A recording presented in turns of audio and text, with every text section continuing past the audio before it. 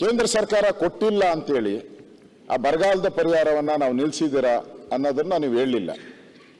ಕೇಂದ್ರ ಸರ್ಕಾರ ಕೊಟ್ಟ ಮೇಲೇ ನಾವು ಕೊಟ್ಟಿದ್ದೀರಾ ಅಥವಾ ಕೇಂದ್ರ ಸರ್ಕಾರ ಕೊಡೋಕೆ ಮುಂಚೆನೇ ನಾವು ಕೊಟ್ಟಿದ್ದೀರಾ?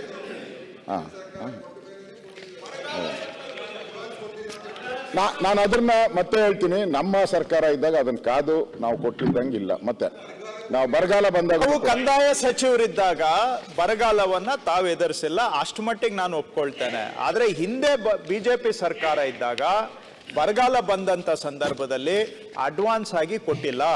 ಈಗ ತಾವು ರೆವಿನ್ಯೂ ಮಿನಿಸ್ಟರ್ ಇದ್ದಿದ್ದ ಪೀರಿಯಡ್ ಮಾತ್ರ ಬಿಜೆಪಿ ಸರ್ಕಾರ ಇತ್ತು ಅಂತ ನಾನು ಹೇಳ್ಬೇಕಾಗಾದ್ರೆ ಅದಕ್ಕೆ ಮೊದಲು ಬಿಜೆಪಿ ಸರ್ಕಾರ ಇರ್ಲಿಲ್ವಾ? ಬಿಜೆಪಿ ಸರ್ಕಾರದ ಅಶೋಕ್ ಅವರು ಮುಖ್ಯಮಂತ್ರಿ ಆದಾಗ ಸರ್ಕಾರ ಅಂತ ಹೇಳಿದ್ರೆ ಅಲ್ಲಿಗೆ ಎಂಟೈರ್ ಬಿಜೆಪಿ ಅಂತ ನಾನು ಒಪ್ಕೊಳ್ತೇನೆ. ಆದ್ರೆ ತಾವು ರೆವಿನ್ಯೂ ಹಿಂದೆನೂ ಬಿಜೆಪಿ ಸರ್ಕಾರ ಇತ್ತು, ಆ ಟೈಮಲ್ಲಿ ಅಡ್ವಾನ್ಸ್ ಆಗಿ ಕೊಟ್ಟಿಲ್ಲ. ಬರಗಾಲದಲ್ಲಿ ಫ್ಲಡ್ ಬಂದಾಗ ಯಡಿಯೂರಪ್ಪನವರು ಮುಖ್ಯಮಂತ್ರಿ ಇದ್ದಾಗ ಅವರೊಂದು ಹೊಸ ಮಾರ್ಗ ಹಾಕೊಟ್ರು.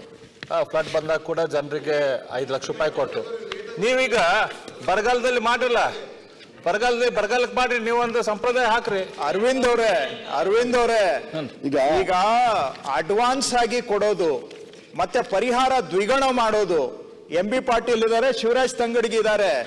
ಆ ಸಂಪ್ರದಾಯ ಆರಂಭ ಮಾಡಿದ್ದೆ ಕಾಂಗ್ರೆಸ್. ಇವರಿಬ್ರು ಸಾಕ್ಷಿ ಇದ್ದಾರೆ. ಭತ್ತಕ್ಕೆ 25,000 ಕೊಟ್ಟಿದೀವಿ ಆ ಕಾಲಕ್ಕೆ. 2013-14 ಹೇಳ್ತಾ ಇದ್ದೇನೆ.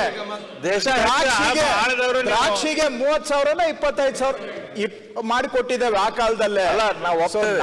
ನೀವೆಲ್ಲ ಮಾಡಿದ್ದು ನಾವೇ ಆರಂಭ ಮಾಡಿದ್ವಿ. ಆದ್ರೆ ಬರಗಾಲದಲ್ಲಿ ಅಭ್ಯಾಸ ಏನಿದೆ, irrespective of party of governance, ಅಭ್ಯಾಸ ಏನಿದೆ ಅನ್ನೋದನ್ನ ಹೇಳ್ತಾ ಇದ್ದೇನೆ ಅಷ್ಟೇ.